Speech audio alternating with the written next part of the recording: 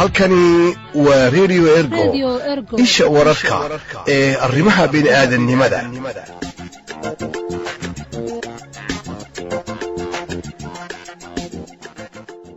waxaa soo badanaya guurka odayaasha ee gabdhaha yaryar iyadoo ay jirto hadalhayn badan oo ka socota dhanka baraha bulshada.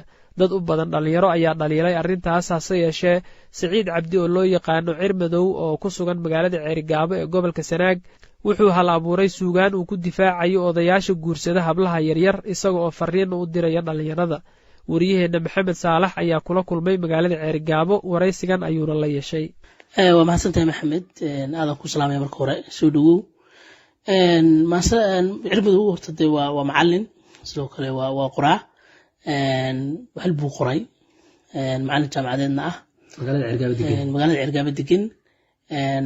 marmar maaragtay maansooda oo maansooyin haddeer 12 tiriyey oo dhinacyadu badan oo arrimaha bulshada ah ku saabsan ka hadlaya, oo maansada afkayga hooyo ay ka mid tahay, maanse kaloo la yidhaahdo hooyo ay ka mid tahay, maanse kaloo ka hadlaysa arrimaha dhalinyarada iyo maaragtay dadka dhalinyarada qurbaha ka timaada iyo haasawaha dhex mara kuwa dalka jooga iyo isku afkartaan ku saabsan.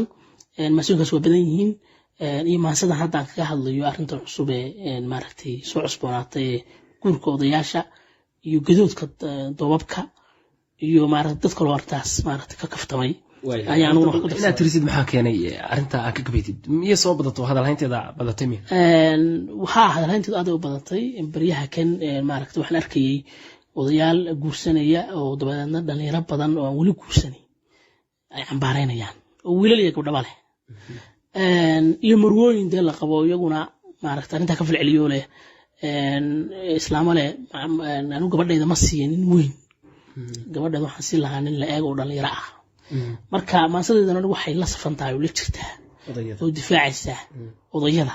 waxaanan qabaa in gabdhaha odayadu ay guursadaan doobku hawshiisii gabay iyo guurkii dhalinyarada oo yaraaday inay sababtay.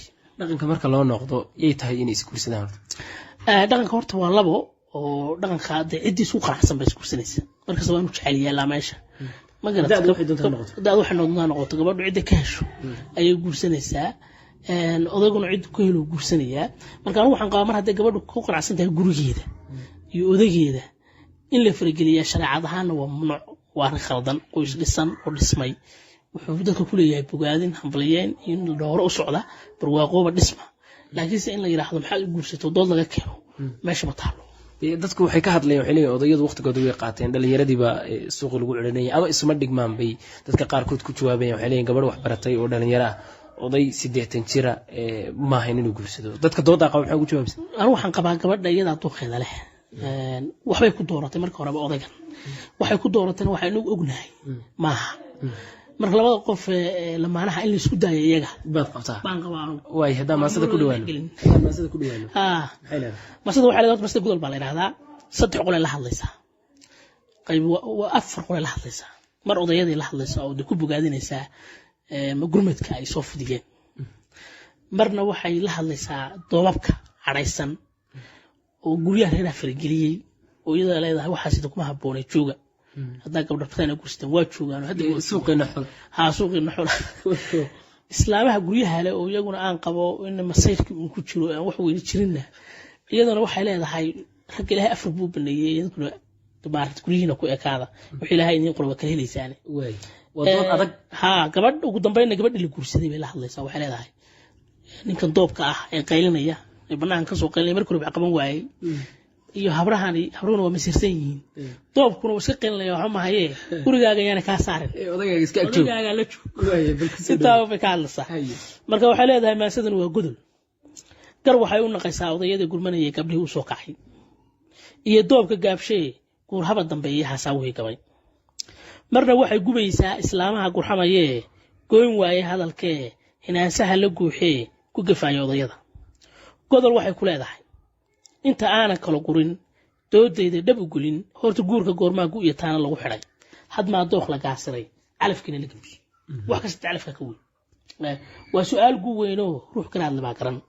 waxse oga gol leeyahay haddii gabadh la guursaday galbis weyna loo dhigay, xaggeedana guhaadiya aanay sheegan guuldarro, maxaa adiga goohiyo kugu wacan gunuunaca maxaa odayga guursaday gabanyo u maagtaa maxaa gogosha reerka iyo aqalkooda kaa galay xaggee baad ka guban tahay ha laydin gar qaadee maxaad go'anay doobo dhan kale aanu guurey islaamaha gurxamayee ka soo baxay guryaha ee ku geefaayo odayada waxay godol ku leedahay murti guuna baa tidhi dumar gabagabayntiyo masiirkama gaboobaan guntooduna waxay tahay islaamaha guntada ee had iyo goor gurxamaya weedhahay gurbinayaan afgobaadsi weeye gobadoodu waxay tahay yaan lagula guursanin gundhigaygu wuxuu yahay gabadh yahay xaqiiroon gabadhii la guursaday baan la hadlayaa qalbigaagu yuu guban yaan doob gadoodsanin geesigaaga kugu dirin yaan dumarku guriga iyo gembiskaaga kaa bixin waxa gaari joogtana guudkaada u saaranay odagaa ku guursaday ka ilaali go'ashada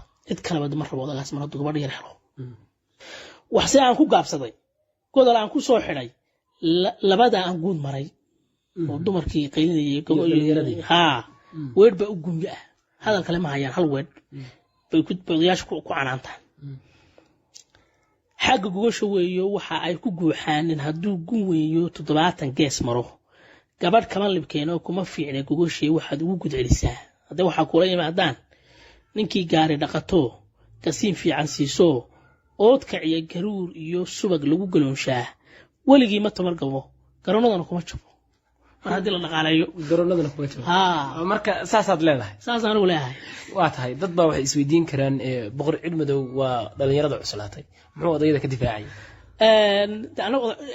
odayaan ku soconaa deer ma ogtahay marka garoonka muxuu ahay dagaal baan ku jirnaa anagu marka odayaashka waa bogaadinayaa waxay muujiyeen maaragtay dadaal gabdhuhuna u mahad celinayaan sababtoo ah wax hadda gurmadeed ah oo maaragtay gabdhihii u soo baxay maanta gabdhuhu waxay isweydiinayaan oday ma lahayaa waa tahay waxaan rajaynayaa in dhalinyaro badan oo difaaca ay kuu soo jawaabi doonaan aad baa mahadsantahay adaa badan sax